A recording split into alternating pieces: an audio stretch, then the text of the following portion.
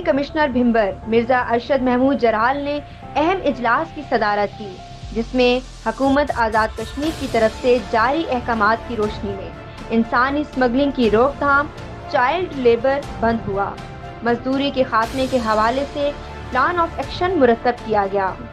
اجلاس میں D S P Raja Nadeem Arif, assistant director industry Chaudhry Tahir Iqbal, chief officer Barnala Chaudhry Shaukat Ali, A D social welfare Malik Nisar سمیت دیگر متعلقہ افراد نے شرکت کی۔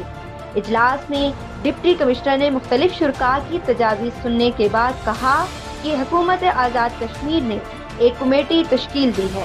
جس کے کنوینئر ڈپٹی کمشنر ضلع جبکہ کو کنوینئر متعلقہ ایس ایس پی ضلع ہوں گے۔ 7 رکنی کمیٹی میں سوشل ویلفیئر اسپیشل برانچ دیگر شامل ہوں گے،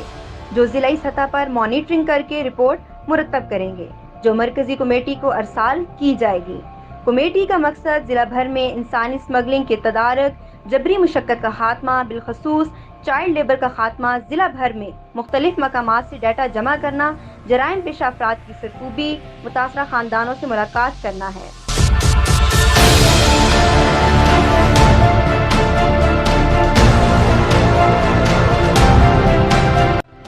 S T V team Haroon ur Rasheed کے ساتھ ہنا بنگیش، بھمبر، آزاد کشمیر۔